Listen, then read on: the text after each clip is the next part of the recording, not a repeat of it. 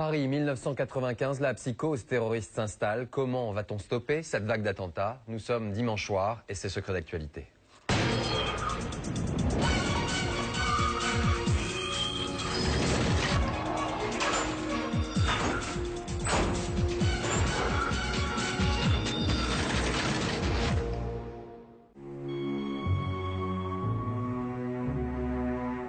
À l'instant même, nous venons d'apprendre qu'une explosion s'est produite à la station de métro Saint-Michel.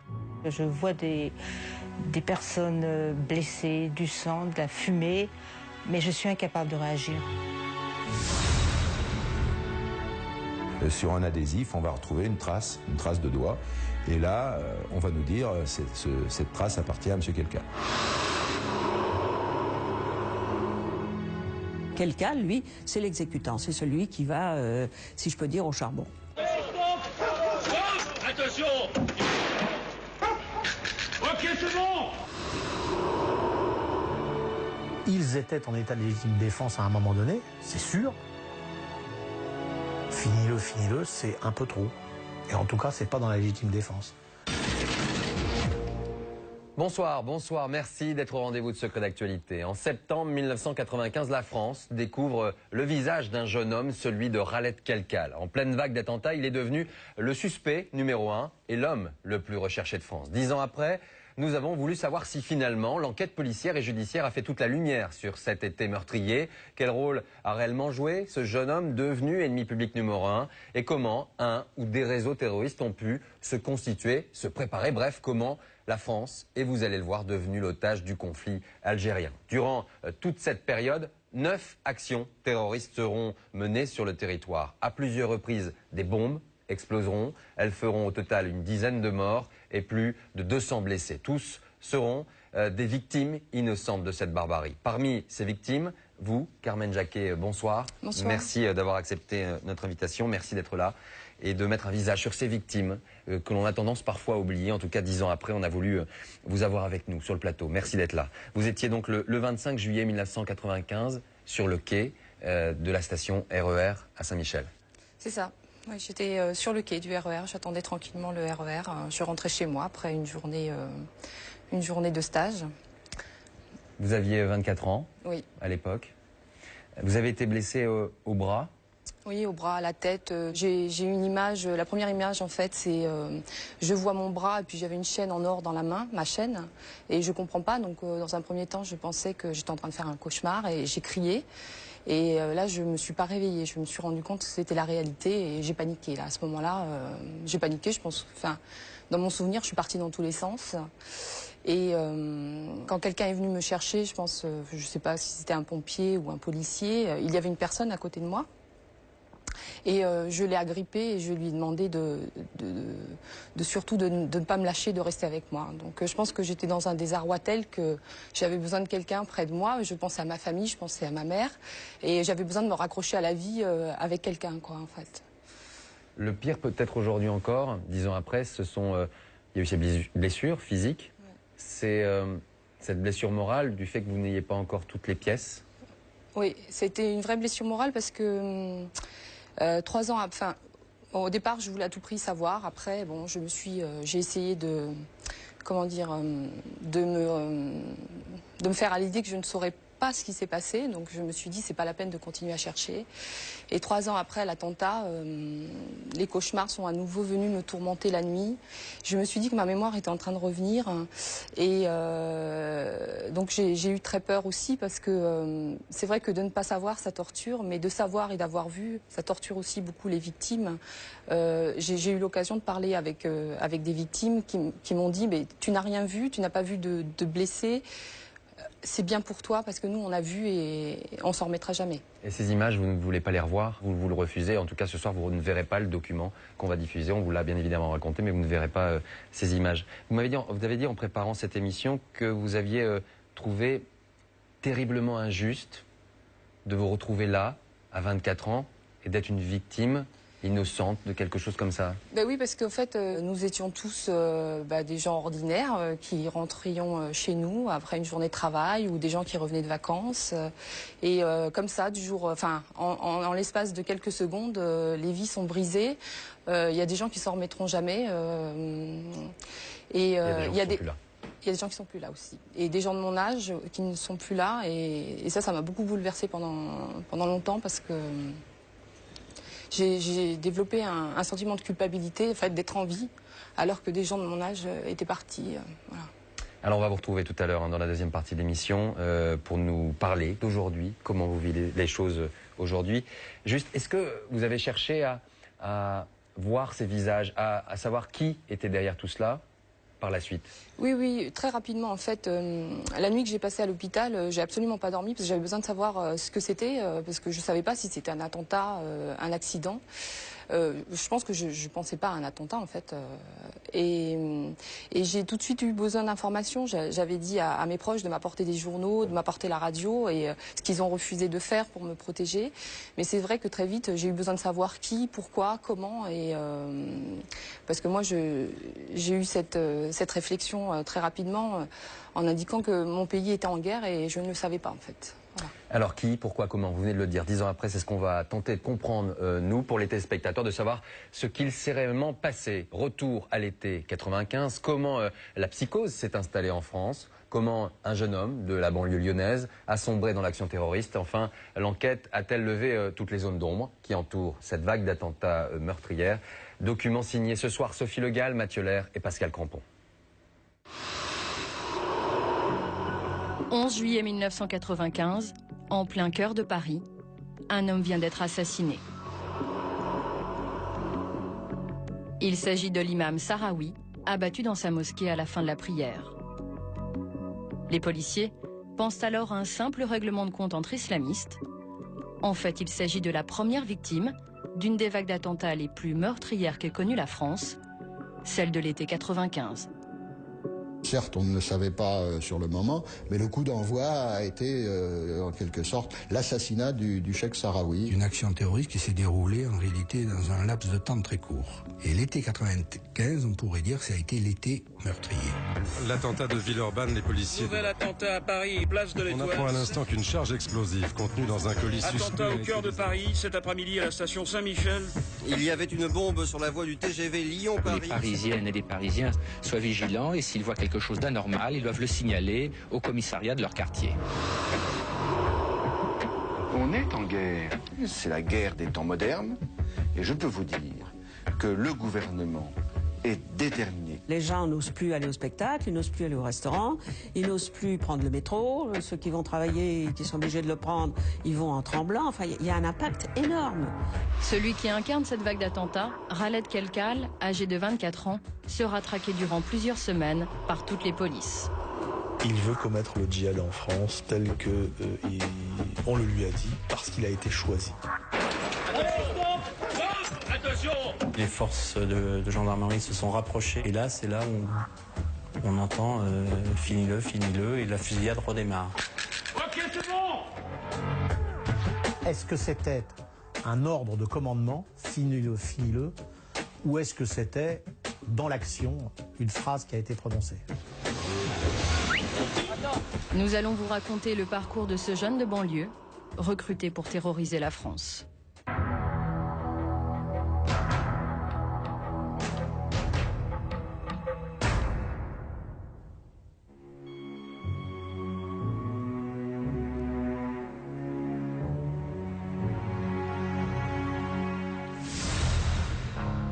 Été 1995, la capitale est envahie de touristes. C'est l'insouciance qui règne. Seuls certains services de renseignement sont en alerte. Depuis quelques semaines, des rumeurs d'attentats circulent dans Paris. La vague d'attentats de 95, elle démarre par un attentat particulièrement meurtrier dans le RER Saint-Michel. 7 morts, des dizaines de blessés. Un attentat de cette violence, il y avait tout lieu de penser que l'opération dont on nous menaçait, les opérations dont on menaçait la France venaient de débuter, et venaient de débuter dramatiquement. 25 juillet 1995, il est 17h26. Jacqueline Moreau rentre chez elle. Comme tous les soirs, elle avance sur le quai de la station Châtelet-Les Halles pour prendre le RER de la ligne B.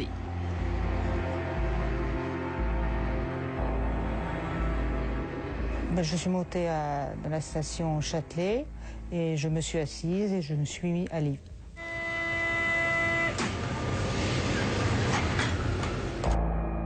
Prochain arrêt, la station Saint-Michel. Jacqueline Moreau vient de prendre place dans un train qui transporte une bombe, mais aucun passager ne remarque à ce moment-là la présence d'un sac sous un fauteuil. Un sac à dos contenant une bonbonne de gaz et 6 kilos de poudre noire. RER Saint-Michel, Carmen, elle aussi, vient de finir sa journée de travail. Elle marche tranquillement sur le quai et attend son train. Il y avait un petit peu de monde, il faisait chaud et je me souviens d'avoir vu des enfants avec des parents qui revenaient certainement, les enfants revenaient certainement de vacances, il y avait des bagages. Le train entre alors dans la station Saint-Michel. C'était l'heure où il y a du monde, c'était l'heure où c'était le plus dangereux. Il est 17h30. Dans la voiture, on estime qu'il y avait entre 120 et 150 personnes, on ne saura jamais exactement.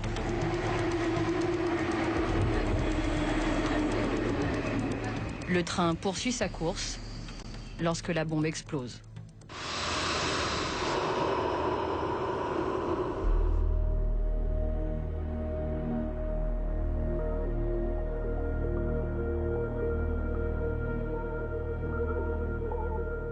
J'ai entendu un gros bruit, les lumières se sont toutes éteintes.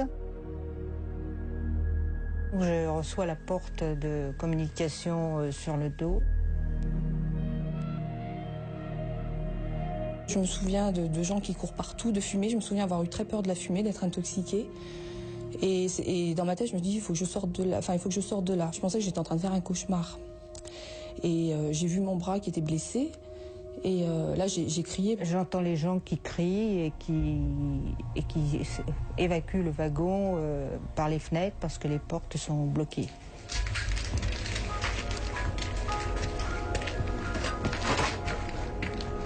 Quand je vois les autres partir, je fais pareil. Et je crie, ne m'oubliez pas, ne m'oubliez pas.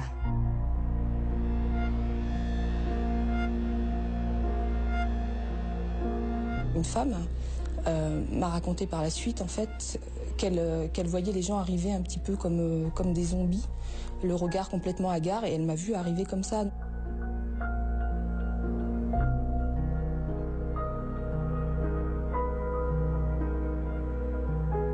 Les secours sont sur place en quelques minutes. À son arrivée, Philippe Delpech, le coordinateur des équipes du SAMU, découvre l'ampleur du désastre. J'ai simplement pénétré dans le wagon quelques dizaines de secondes, on va dire, le temps de compter le nombre de corps sans vie. Et très rapidement, j'ai pu constater qu'il y avait effectivement 3 morts et une petite quinzaine de blessés graves. Ce sont précisément ces blessés graves que les médecins du SAMU tentent de réanimer sur le quai de la station Saint-Michel avant de les évacuer vers les hôpitaux.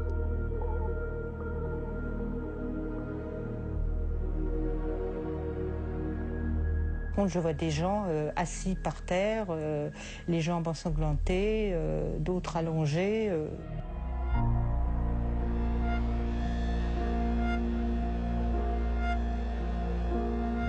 Moi j'ai vu une personne qu'on était en train d'essayer de ranimer. La première image, j'ai dit, mais qu'est-ce qu'il y a? Je voyais même plus que c'était un corps humain, voyez-vous, alors qu'en fait c'était bien un corps humain, mais c'était tellement inimaginable que il m'a fallu peut-être 1 seconde ou 2 secondes pour me dire, mais oui, c'est bien une dame qu'on est en train d'essayer de sauver. Moi, j'ai toujours des images atroces dans la tête. Je vois notamment les services du SAMU procéder sur le quai même à des opérations et à des amputations de blessés. Donc ça, ce sont des images qu'il est difficile d'oublier.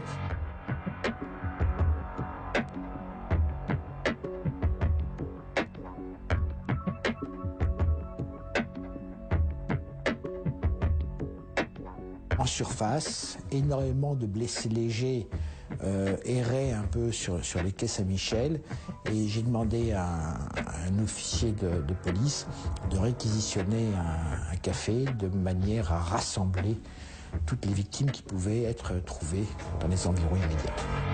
Un hôpital de campagne s'improvise, le plan rouge est déclenché, les blessés sont soignés par ordre de priorité, les plus graves sont aussitôt évacués par hélicoptère vers les hôpitaux les plus proches.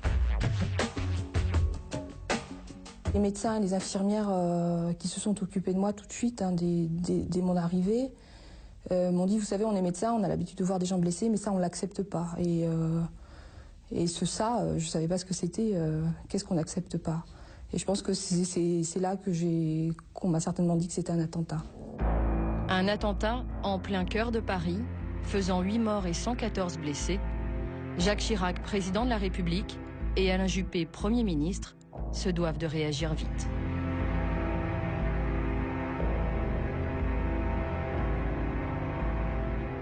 L'enquête va évidemment se poursuivre et nous serons même de vous donner plus d'informations, je pense, dans les heures qui suivent.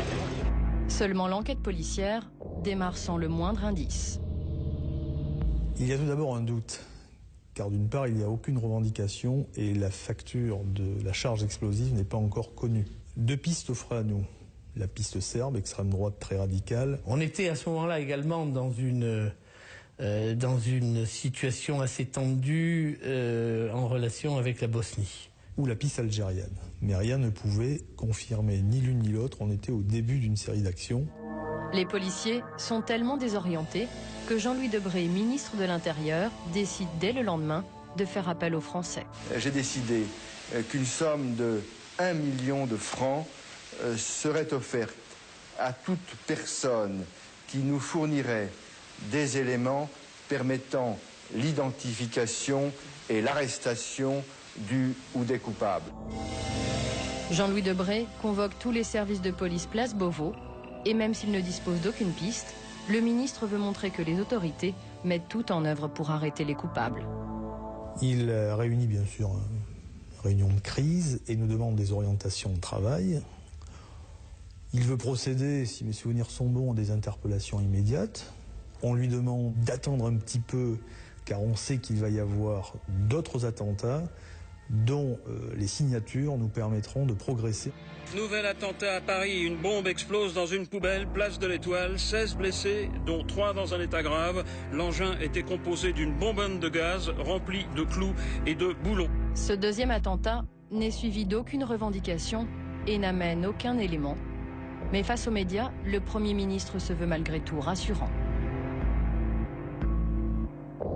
Je ne pense pas non plus qu'il faille perdre tout à fait son sang-froid et parler de spirale.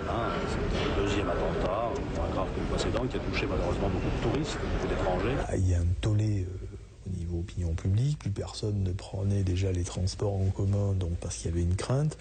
Le tourisme commençait à dégringoler au niveau parisien. La pression a été considérable, venant de l'opinion, venant des autorités politiques, bien évidemment, et c'est légitime, bien sûr.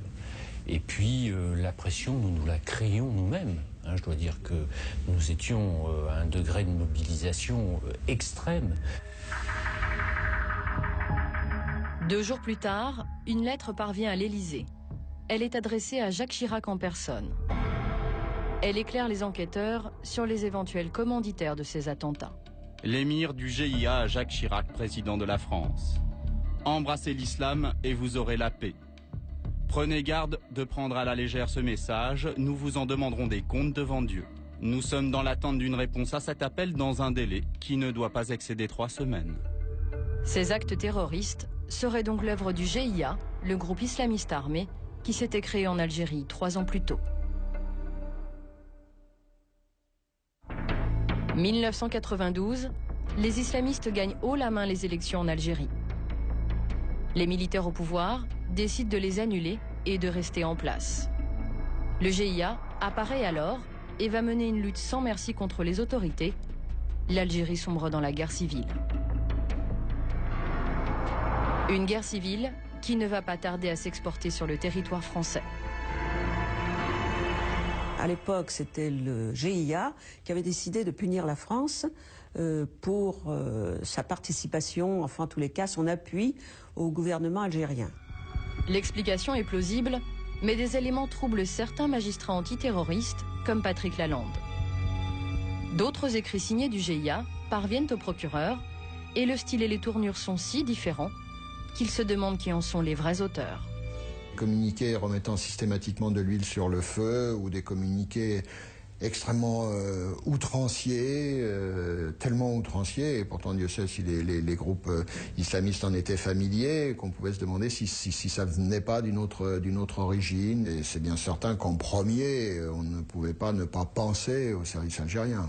L'hypothèse, c'est que la sécurité militaire algérienne manipule des gens du GIA, leur fait commettre des attentats, et puis après, on jette l'opprobre sur le GIA. De cette manière, les militaires algériens diaboliseraient le GIA et continueraient de s'assurer le soutien de la France. Une hypothèse qui commence à circuler dans les milieux de l'enquête, au point que le ministre de l'Intérieur se pose lui-même des questions. Place Beauvau, quelques semaines plus tard, Jean-Louis Debré organise un déjeuner avec des éditorialistes, parmi eux Dominique Gerbaud. Durant le repas, le ministre leur fait une révélation. On comprend de manière assez explicite que le ministre de l'Intérieur français avait des doutes sur le rôle des autorités algériennes et de la police algérienne. Et il nous a fait passer le message selon lequel cette police algérienne était au courant. Et deux, et c'est en cela que c'était le plus original, qu'elles pouvaient bien être les instigatrices, ces polices algériennes, je dis ces polices algériennes, voire même au pluriel, instigatrices de ce qui s'était passé pour déstabiliser l'État français. Le journaliste décide d'en parler dans un de ses éditos, qui est aussitôt repris en une du quotidien Le Monde. L'information fait du bruit, mais Jean-Louis Debré dément. Est-ce qu'il est allé trop loin? Est-ce qu'il s'est fait taper sur les doigts par le chef de l'État après? Je n'en sais rien. Pendant quelques jours, il a essayé, par son service de presse, de démentir. Mais quand je leur ai dit que j'étais prêt à leur donner mon carnet de notes et que d'autres journalistes qui étaient présents, au moins un, a confirmé qu'il avait entendu la même chose, bon, l'affaire a vite été entendue et le ministre n'a pas cherché à démentir au-delà. En tout cas, plus aucun responsable français ne mettra officiellement en cause le pouvoir algérien. C'est la piste GIA qui sera privilégiée par les enquêteurs. Reste encore à arrêter les poseurs de bombes. Pour l'heure, la police n'a pas l'ombre d'un début de piste.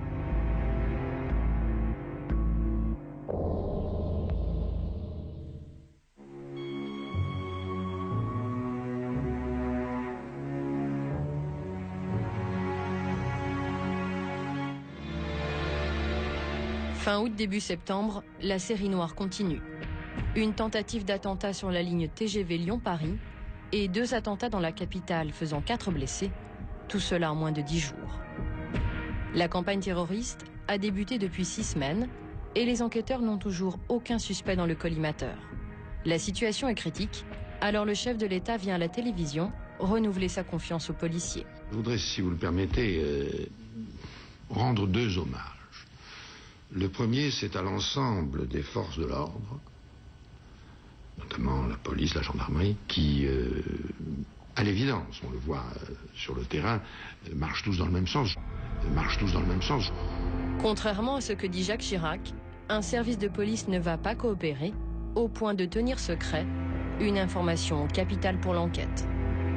Une fois de plus, un service de police veut essayer de se garder éventuellement la primeur de l'interpellation et même de l'enquête. 5 septembre 1995, la police scientifique fait une trouvaille déterminante. Sur la bombe de la ligne TGV Lyon-Paris qui n'a pas explosé, une empreinte est retrouvée. L'indice prépondérant à un moment donné, c'est l'empreinte de quelqu'un. C'est quelqu'un qui était allé en prison, c'est pour ça que son empreinte digitale était connue. Pourquoi? Parce qu'il avait volé des voitures, fait des trafics de fourrure, me semble-t-il, de mémoire, des trafics divers. La 6e section de la PJ, en charge de l'antiterrorisme, en est informée. Mais au lieu de diffuser immédiatement l'identité de ce délinquant lyonnais, elle reste dans un cercle restreint. Mais ils avaient gardé ça pour eux, sous couvert d'un haut fonctionnaire de la police nationale, donc au minimum un directeur au ministère de l'Intérieur, et d'un des magistrats antiterroristes. Il y a 3 personnes qui savent qu'il faudrait aller le chercher. Et qui ne communiquent pas ça aux autres services. Donc les autres services, ils ne savent pas, donc ils ne peuvent pas aller le chercher. Point barre. Pour Claude Guéant, alors directeur général de la police nationale, il s'agissait en fait d'une stratégie mûrement réfléchie. Le choix a été fait de façon délibérée.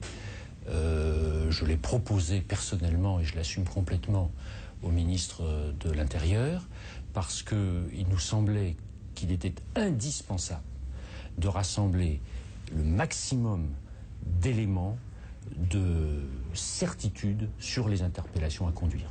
Nous ne pouvions pas lancer des opérations à la sauvette et donc à l'aveuglette en risquant que les responsables, les coupables informés s'éloignent, disparaissent dans la nature. Seulement le surlendemain, une école juive de la banlieue lyonnaise est la cible d'un attentat. Bilan 14 blessés. Quelques minutes près, on aurait pu avoir un drame encore plus épouvantable. Par chance, la bombe a explosé avant la sortie des classes. Si la sonnerie de l'école n'avait pas retardé de quelques minutes, l'attentat aurait pu être meurtrier.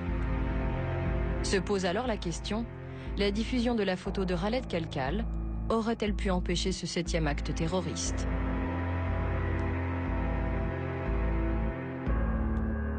Si on communique à la police judiciaire de Lyon l'identification de Kelkal, on peut s'imaginer que Kelkal est serré et l'attentat de Villeurbanne, il n'a jamais lieu. Voilà. Cette polémique suscite quelques remous dans les plus hautes sphères de l'État. Jacques Chirac, qui félicitait 5 jours plus tôt les services de police, décide publiquement de les rappeler à l'ordre.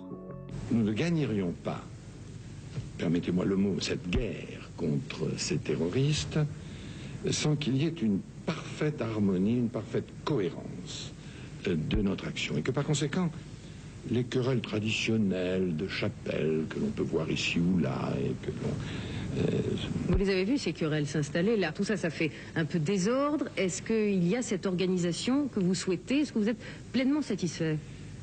Comme vous le dites, ça fait un peu désordre. Bon, je crois que le coup de gueule était nécessaire. Il a été reçu 5-5 fort éclair et il n'y a eu aucun problème par la suite. Là, il aura fallu que ce soit Jacques Chirac lui-même qui dise bon, allez, ça fait un peu désordre, etc. Bon, ben voilà, ça prouve que personne en dessous de lui n'a fait encore pris cette initiative. L'identité de Khaled Kelkal ne peut plus rester secrète. Son avis de recherche est placardé sur tous les murs de France.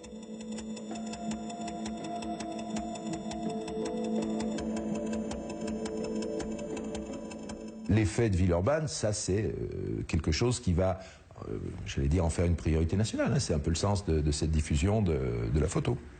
Donc on la sort, et on la sort à 170 000 exemplaires. À partir de ce moment-là, Kelkal devient autre chose. C'est une autre dimension, c'est l'ennemi public numéro 1. Car celui qui était jusque-là connu par la police comme un petit délinquant a en réalité été recruté par le groupe islamiste armé, le GIA. Et cela, en moins de 2 ans.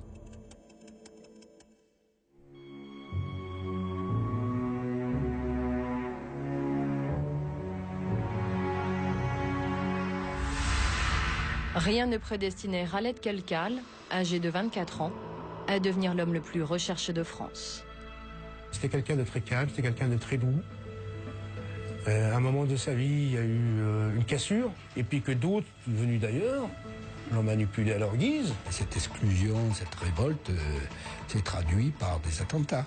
Il a basculé dans la violence.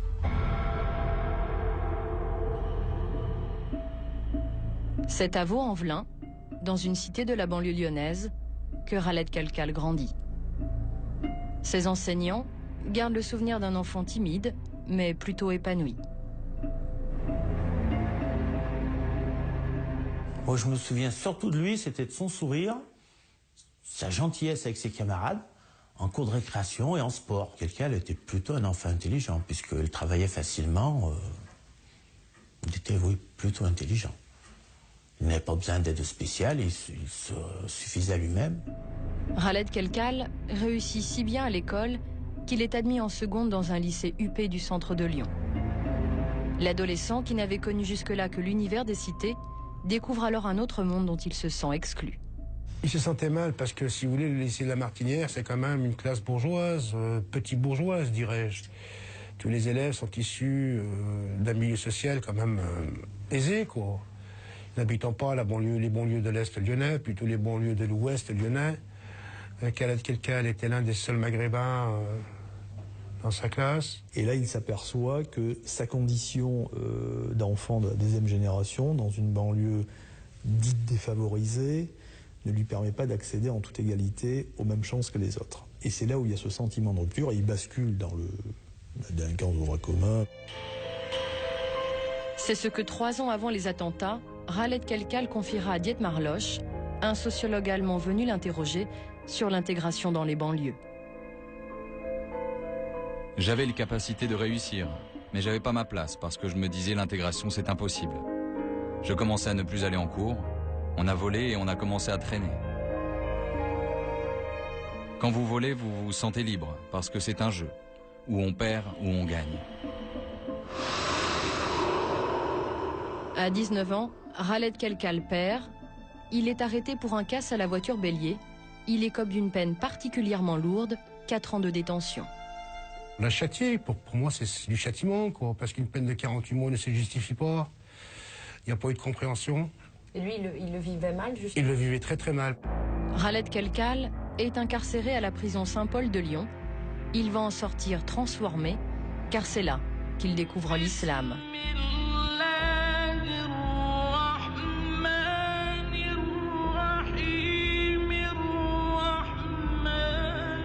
Ahmed était détenu dans le même bâtiment que Khaled Kelkal. Il se souvient à l'époque de l'ambiance très religieuse qui y régnait. Tout le monde, je veux dire, a connu ces cassettes un petit peu qui circulaient, tous ces bouquins qui circulaient, tous ces postes cassettes en 91, 92 qui étaient mis donc aux fenêtres des cellules à fond les watts, et puis avec des prêches venant du Moyen-Orient, d'Afghanistan. Voici ce que Khaled Kelkal raconte aux sociologues sur son apprentissage de l'islam en prison. J'étais avec un musulman en cellule. Là, j'ai appris l'arabe, j'ai bien appris ma religion, l'islam. J'ai appris une grande ouverture d'esprit en connaissant l'islam. C'était pas un radical né, mais quand vous vivez avec des gens où 24 heures sur 24, ça discute du matin au soir que de ces sujets-là, donc c'est un petit peu un lavage de cerveau, quoi. Donc il est mûr pour passer à l'acte dès sa sortie de prison. En 1992, Khaled Kelkal retourne dans sa cité. Il fréquente alors les milieux religieux. C'est là qu'il est approché par un recruteur de la cause islamiste algérienne. Voyant ce jeune paumé un potentiel, l'homme décide d'envoyer Khaled Kelkal à Bruxelles pour le présenter au chef du GIA en Europe, un certain Ali Touchent. Ali Touchent va tout de suite considérer que Kelkal, et ça fait Bourada qui le dit, il va considérer que Kelkal est quelqu'un qui va pouvoir utiliser mieux que les autres. Il est plus professionnel peut-être. Voilà, je pense qu'il le considère comme quelqu'un de plus professionnel. Ali Touchent veut le tester. Il confie alors à Khaled Kelkal plusieurs missions délicates dans son pays d'origine. On sait aussi qu'il sera envoyé à plusieurs reprises en Algérie, manifestement pour porter soit de l'argent, soit des armes ou des documents. Et à chaque fois, il en est revenu hyper islamisé. Mais Khaled Kelkal ne laisse rien paraître. Sa famille ne voit aucun changement dans son comportement. Il reste le petit frère qu'il a toujours été. S'il avait été vraiment intégriste, il aurait quand même laissé apparaître au moins quelques sentiments, justement. Jamais, jamais il m'a dit Fouzia, oui tu dois faire la prière ou Fouzia, mets le tchador. Jamais. Moi je sortais, il me disait rien du tout. Je me ramenais à 2 h du matin ou jamais il m'a fait une réflexion. Si petite soit-elle, jamais ma petite sœur non plus. Sa mère, sa propre mère, jamais. À cette époque, seule sa petite amie perçoit sa radicalisation, comme elle le racontera quelques années plus tard aux enquêteurs. À son retour, il n'était plus le même. Il était devenu fanatique de la religion. Il disait que la France nous avait tourné la tête. Il disait que la guerre avait déjà commencé dans les bleds au pays. Il voulait que les choses changent, qu'il fallait bien commencer à faire quelque chose. En mai 1995, 2 ans après sa rencontre avec le chef du GIA, Khaled Kelkal est idéologiquement prêt. Ali Touchant peut enfin dévoiler aux petits délinquants ses réelles intentions. Commettre des attentats en France. Il y a le moment où Ali Touchant va leur dire bon, bah, maintenant il faut passer à l'étape supérieure. Et alors, certains d'entre eux comprennent à ce moment-là ce qu'on attend d'eux et vont renoncer.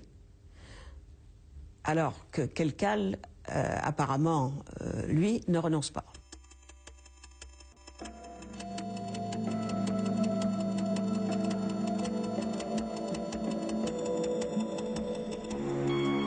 Fin septembre 1995, cela fait maintenant 3 semaines que toutes les polices sont aux trousses du fugitif. Les fausses pistes se multiplient. Madame, monsieur, bonsoir. Peut-être une nouvelle piste dans l'enquête sur les attentats en France. Khaled Kelkal, recherché par toutes les polices pour la tentative d'attentat du TGV Lyon-Paris, a été filmé par une caméra de surveillance dans un magasin parisien. Nouvelle perquisition policière dans les milieux islamistes en région parisienne, mais aussi à Grenoble, où les policiers sont toujours sur les traces de Khaled Kelkal. L'homme semble insaisissable. En fait, il est caché à moins de 15 km de Lyon, au col de Malval, une forêt bien connue des promeneurs du dimanche.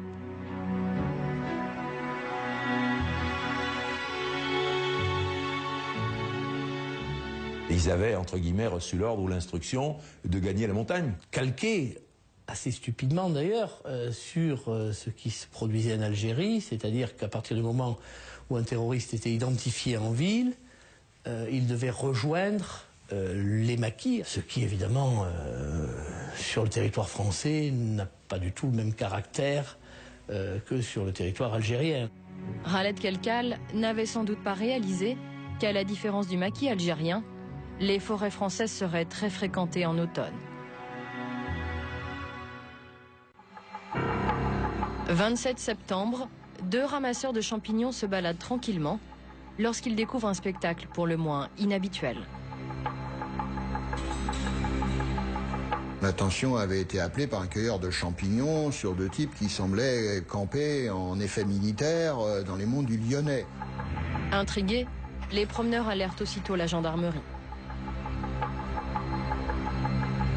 Lorsque les gendarmes sont arrivés, ils ont trouvé une personne qui était là encore couchée. Celui-ci s'est levé tout naturellement. Le personnage en question fait mine de se retourner, d'aller vers son sac pour prendre ses papiers ou quelque chose. Et au lieu de sortir ses papiers, il a tiré sur les gendarmes. J'ai vu passer une ombre à une distance difficile à dire, mais au moins une trentaine de mètres. Le deuxième homme, qui jusque-là était caché, en profite pour s'enfuir. Il y a eu un échange de tirs qui a duré pas loin d'une demi-heure, je crois. Finalement, les gendarmes réussissent à neutraliser leur adversaire. Ils découvrent son identité, il s'appelle Karim Koussa. C'est le meilleur ami de Khaled Kelkal. Dans le sac à dos trouvé à ses côtés, les gendarmes découvrent l'arme qui 2 mois plus tôt a déclenché la vague d'attentats. Alors on trouve effectivement des armes, et en particulier le fusil à pompe qui a servi à l'attentat contre l'imam Sahraoui. L'assassinat de ce religieux, connu pour ses positions pacifiques, était resté jusque-là non élucidé. Nous avions donc là, pour la première fois, un lien entre les 2 choses et un éclairage de l'attentat contre l'imam. À quelques mètres de là, une autre patrouille de gendarmes arrête 2 individus dans une voiture venus ravitailler Khaled Kelkal. Eux aussi sont ses amis. Désormais, les gendarmes ont une certitude, la silhouette aperçue dans la forêt ne peut être que celle de l'ennemi public numéro 1. La chasse à l'homme est ouverte, elle va durer 58 heures.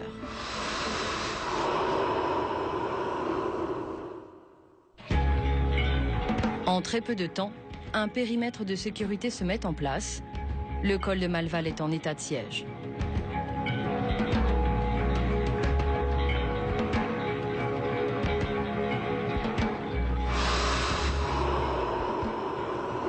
Un dispositif de guerre, hein, avec énormément d'effectifs, du gros matériel, du matériel lourd, des patrouilles, des chiens, sans doute des repérages par hélicoptère, voire par avion. Allez à l'avant.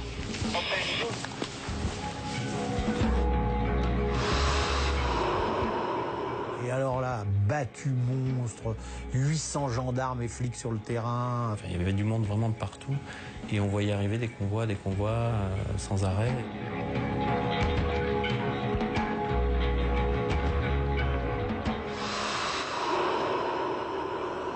On aurait pu penser à un ratissage de Djebel pendant la guerre d'Algérie, oui. Des barrages filtrants sont installés sur toutes les routes. Aucune voiture n'échappe au contrôle des gendarmes. Même la nuit, les battues se poursuivent, sans résultat. Après 48 heures de traque, Khaled Kelkal reste introuvable. Le premier jour et le second, je pense qu'il n'a pas pu sortir. Bon, le troisième, je commence à m'inquiéter. Pourquoi ? Parce que un homme tout seul sur une aussi vaste zone a quand même, s'il est un peu entraîné et un peu sportif, je pense qu'il avait des possibilités de s'échapper.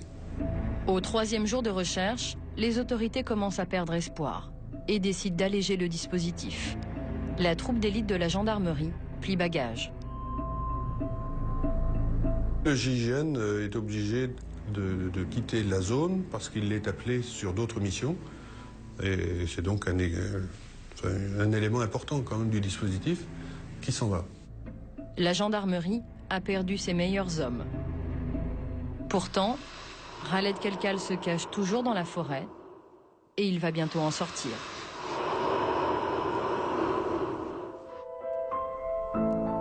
Quelques heures plus tard, la démobilisation se fait aussi sentir chez les journalistes. Devant la gendarmerie, il ne reste plus que Michel Fine et Laurent Guisset. Il doit être, je sais pas, 19h, on va traîner.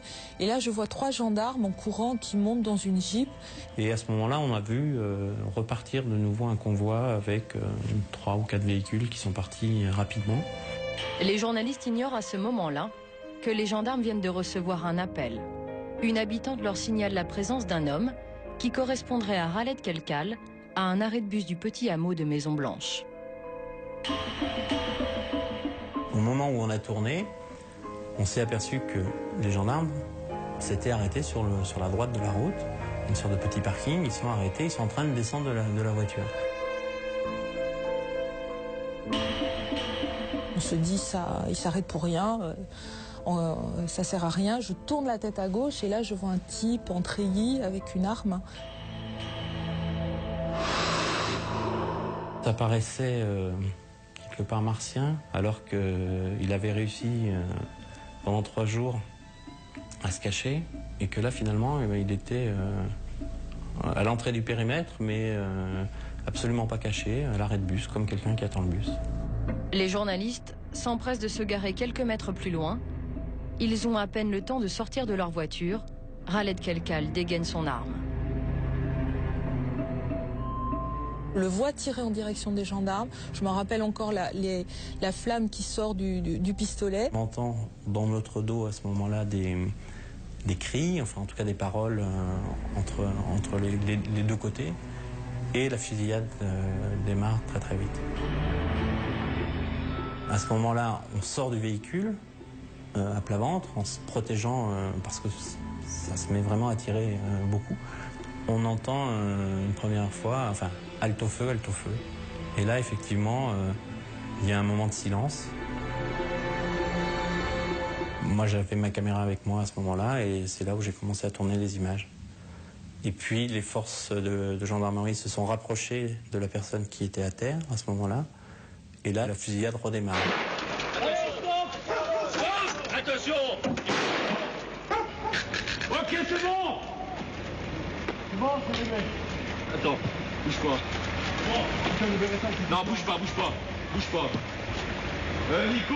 Nico Derrick. Il est 19h45. Khaled Kelkal vient d'être tué par les membres de l'escadron parachutiste d'intervention de la gendarmerie nationale. Mais dans quelles conditions le jeune terroriste a-t-il été abattu? L'extrait vidéo au ralenti montre Khaled Kelkal levant son arme en direction des forces de l'ordre. Derrière lui, un gendarme tire la dernière balle mortelle. Le soir même, le procureur de la République parle de légitime défense. J'insiste sur le caractère de légitime défense qui a été fait qui a été constaté, et sur le fait qu'il y a un certain nombre de témoins qui permettront de faire toute la clarté sur cette affaire. Seulement quelques jours plus tard, un nouvel élément va remettre en cause la thèse de la légitime défense et même laisser penser que Khaled Kelkal aurait été exécuté. Il s'agit d'un enregistrement sonore que nous nous sommes procuré. On y entend un gendarme donner un ordre très clair. Finis-le, finis-le! La vidéo commence juste après que ces mots aient été prononcés. Finis-le, finis-le! Attention!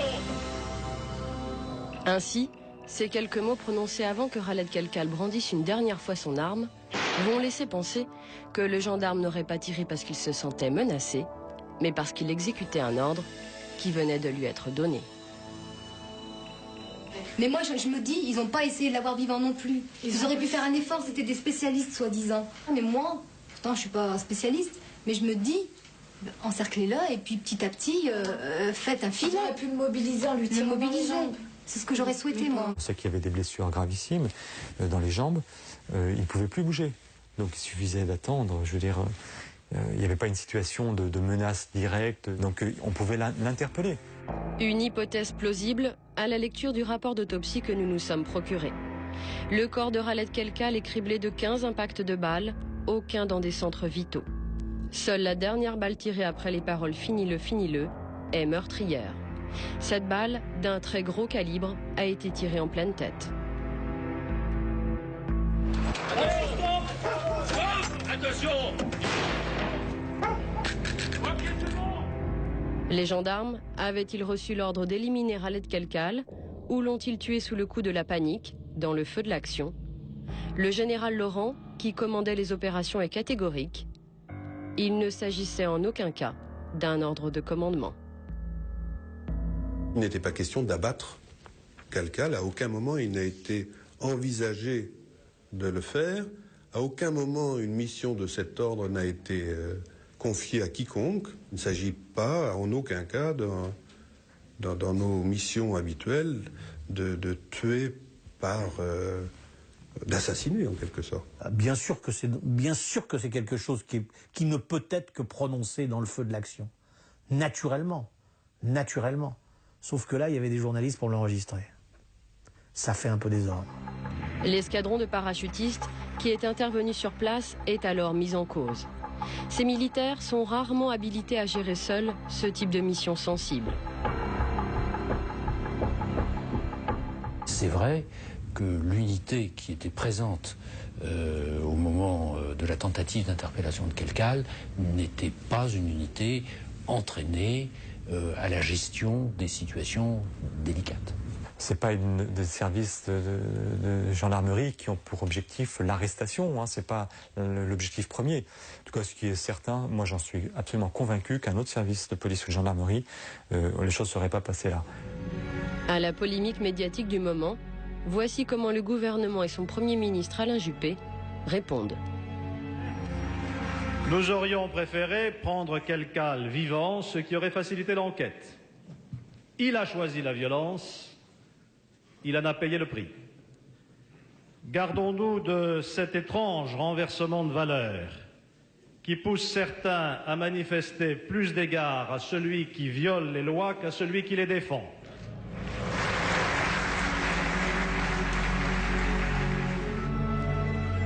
Mais pour les terroristes, leur frère Khaled Kelkal est mort en martyr.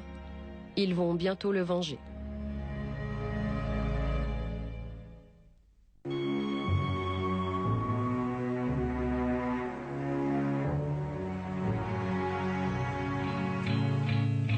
« 6 octobre 1995, Khaled Kelkal est enterré dans un cimetière de la banlieue lyonnaise.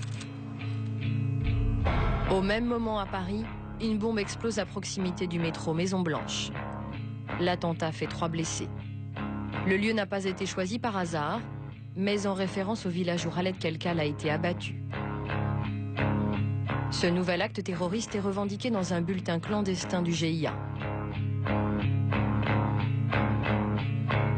Khaled Kelkal est tombé en martyr pour que son sang soit une lumière pour tous ceux qui suivent le chemin du djihad. 11 jours plus tard, Paris est de nouveau frappé à la station RER Musée d'Orsay. Le bilan de ce 9e attentat est lourd, 29 blessés. La neutralisation de Khaled Kelkal n'a donc pas permis d'affaiblir le réseau terroriste, en tout cas pas pour l'instant. On s'est aperçu qu'au-dessus d'eux, il y avait des gens encore plus intéressants. On tire le fil de la pelote et on s'aperçoit que les contacts des personnes qui composent le groupe Kelkal, pour dire les choses simplement, avec la région parisienne, sont nombreux. C'est grâce à un numéro de téléphone retrouvé sur Khaled Kelkal que les policiers vont réussir à démanteler le réseau. Il s'agit des coordonnées d'un ami du jeune terroriste, sa maison est mise sur écoute.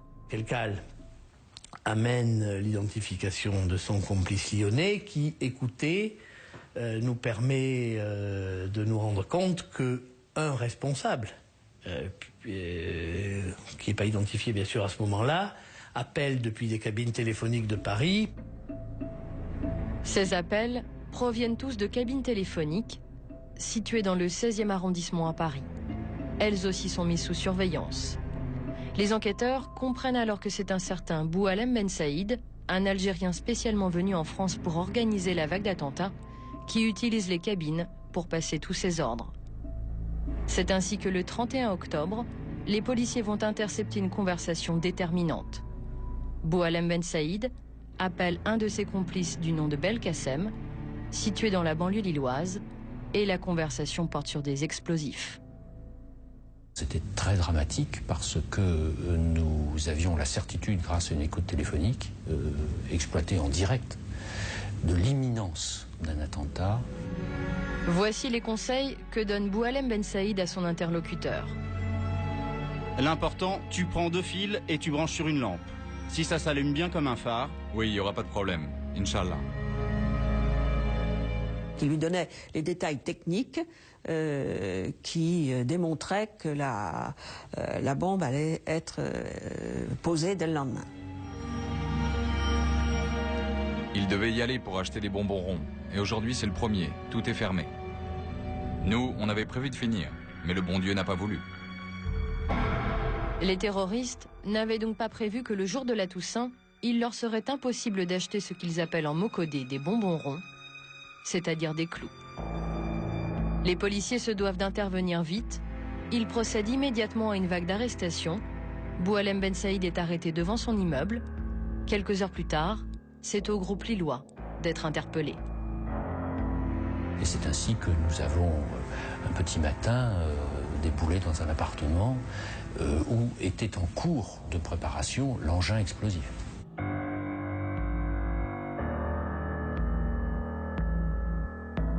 On avait affaire à des engins de confection artisanale. C'était bien sûr de la poudre noire, du chlorate de potassium. C'était les bricolos de l'horreur, comme prévu.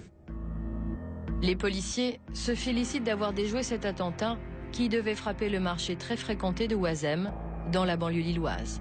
Seul bémol à ce coup de filet, les enquêteurs n'arrêteront jamais le chef du réseau GIA, Ali Touchent, l'homme qui avait recruté Khaled Kelkal. Du jour au lendemain, la campagne de terreur que subissait la France depuis 3 mois s'arrête. Durant 3 ans, le chef du réseau Ali Touchent demeure introuvable. En 1998, il réapparaît. Les militaires algériens annoncent qu'ils l'ont tué au cours d'une fusillade. Depuis, les 38 autres membres du réseau ont été condamnés par la justice française. Le chef opérationnel, Boualem Ben Saïd, a été reconnu coupable des attentats de Saint-Michel, de Maison-Blanche et d'Orsay. Sur ce dernier attentat, la participation de son second, Aït Ali Belkacem, a elle aussi été reconnue. ils ont été condamnés à la réclusion à perpétuité. Parce que Khaled Kelkal a été abattu, son implication dans la campagne terroriste ne sera jamais vraiment établie, si ce n'est sa participation à l'attentat raté du TGV Lyon-Paris. Khaled Kelkal est mort avec ses secrets. Sa famille n'a jamais porté plainte contre la gendarmerie pour éclaircir les circonstances de la fusillade. Voilà pour cette enquête signée Sophie Le Gall, Mathieu Lair et Pascal Crampon. Ce soir, nous parlons bien sûr des premières victimes de cette folie meurtrière, c'est-à-dire les 10 personnes qui ont perdu la vie, leurs familles et les 200 blessés touchés par ces attentats. On en parle avec vous, Carmen Jacquet, je le rappelle, vous êtes l'une de ces victimes, de ces actes terroristes. Et puis Christophe Deloire, journaliste au Point, auteur des islamistes sont déjà là, chez Albin Michel. On va voir avec vous toute cette partie justement sur ce réseau Kelkal. Carmen Jacquet, vous avez souhaité assister aux 2 procès. Oui, oui, exactement. Vous êtes présente. Oui, c'était un moment très important parce que c'était une possibilité pour nous, enfin pour moi en tant que victime, de rencontrer mes agresseurs, on va dire. Mettre un visage sur ceux qui vous avaient blessé. Oui, mettre un visage et venir leur dire, avoir un droit de réponse en fait, parce que c'est vrai que ce sont des terroristes, ils sont venus, ils ont mis une bombe dans un train, ils sont partis. C'est un acte très lâche en fait, ils n'ont pas vu les... Vous leur avez dit ? Je pense leur avoir dit, et je suis venue aussi leur dire mes souffrances.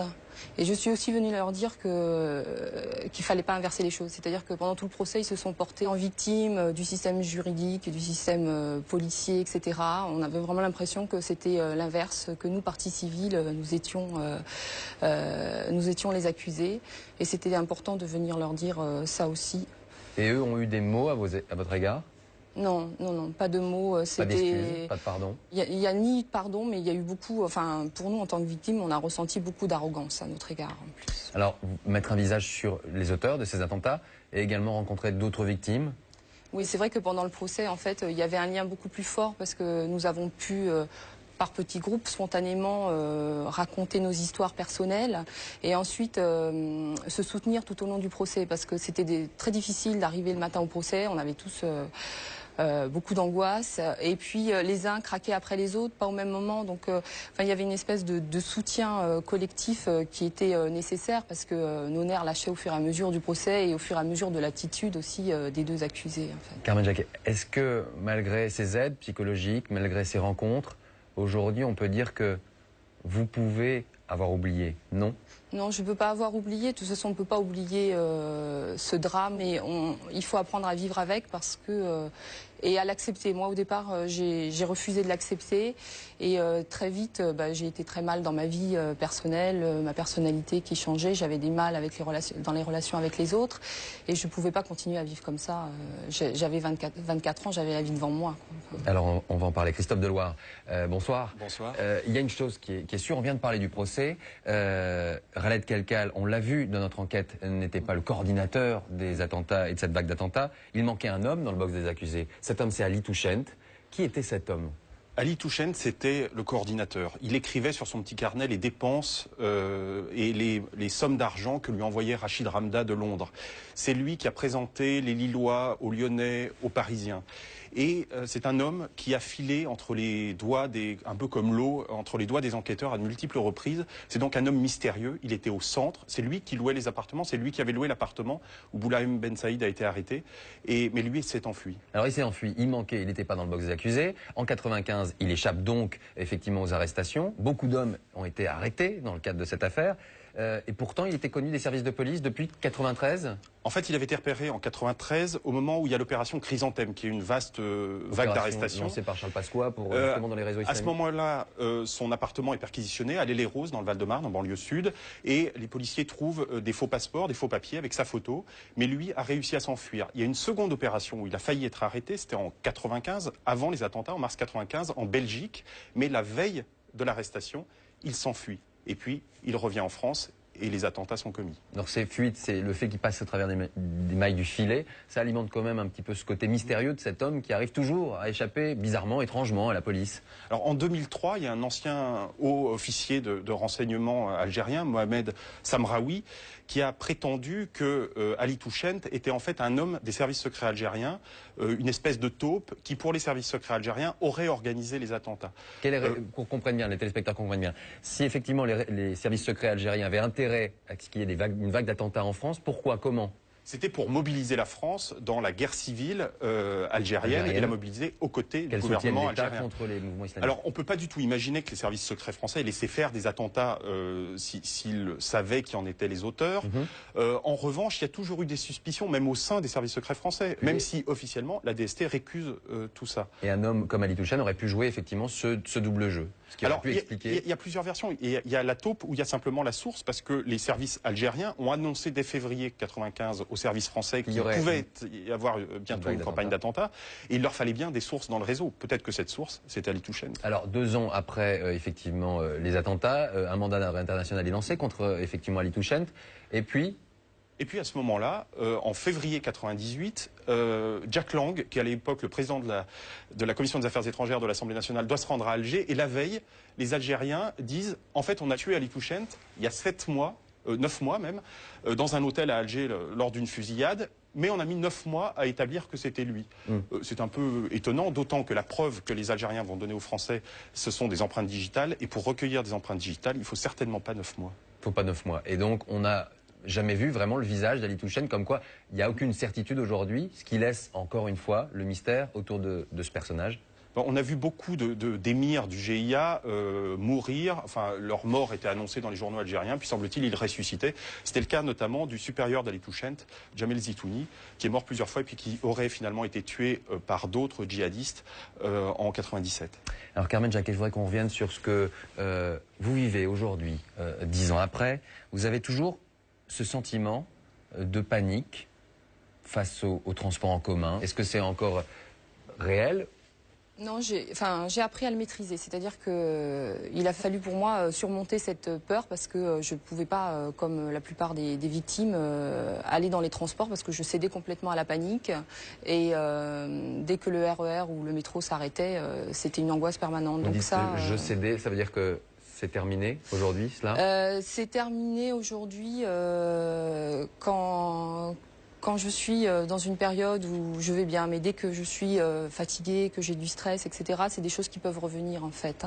Parce qu'on sait qu'effectivement d'autres victimes ont souhaité même déménager pour ne plus être confrontées au métro, au RER, c'est cela Tout à fait, oui. Il y a des personnes qui ont organisé leur vie complètement en dehors de Paris ou alors qui ont déménagé effectivement sur Paris pour ne plus prendre les transports en commun. Et c'est vrai que chacun fait avec les armes qu'il a et moi, j'ai souhaité en fait, poursuivre parce que ça fait peut-être aussi partie de mon caractère. Et c'est vrai que quand j'ai réussi au bout de peut-être 8 à 10 mois à reprendre les transports en commun de manière à peu près correcte, on va dire, j'ai eu un énorme sentiment de liberté. Et ça, et à ce moment-là, j'ai vraiment réalisé que c'était ça dont les terroristes voulaient nous priver, c'était notre liberté. Et c'est aussi l'actualité qui parfois vous ramène, on va dire, à vos blessures.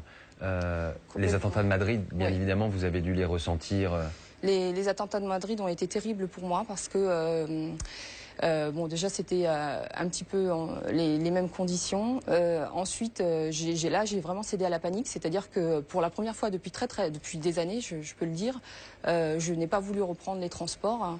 J'avais vraiment l'impression le matin quand je partais que je n'allais pas rentrer à la maison. Les signes que vous étiez tellement touché par ces attentats, c'est à cette époque-là où vous preniez le RER avec votre mari, mais dans des wagons différents. Oui, c'est-à-dire que je ne voulais pas qu'on se retrouve tous les deux dans le même RER, carrément.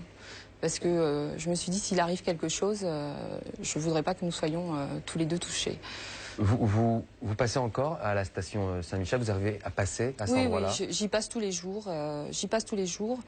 Parce que je prends le RER pour mes déplacements. Et bon, c'est quelque chose que j'arrive aujourd'hui, mais grâce à une thérapie, enfin, ça a été des longs mois de travail et de souffrance aussi, parce que c'est s'exposer à ces peurs, à ces angoisses que d'aller à la station Saint-Michel. Et puis il y a toujours cette plaque. Et il y a cette plaque, symbolique. Oui, elle est là et c'est vrai que je la regarde même quand je passe très furtivement parce que je ne m'arrête pas à Saint-Michel parce que j'ai pas lieu de m'y arrêter. Je la regarde très régulièrement et quand il y a une fleur, parfois il y a des fleurs, je me dis tiens, quelqu'un a pensé à nous et à eux, à toutes ces victimes qui ne sont plus là. Bah, c'est à eux aussi effectivement qu'on pensait ce soir avec cette émission. Merci beaucoup Carmen Jacquet, merci Christophe Deloire. Je rappelle votre livre, Les islamistes sont déjà là, aux éditions Albin Michel. Merci à tous ceux qui m'ont aidé à préparer cette émission, Jean-Marie Goua, Grégoire Marcet, Erwan Leloué, Serge Calfon était à la réalisation. Pour plus d'informations et pour débattre, m6.fr, rubrique secret d'actualité. Bonne soirée et belle semaine à vous. Au revoir.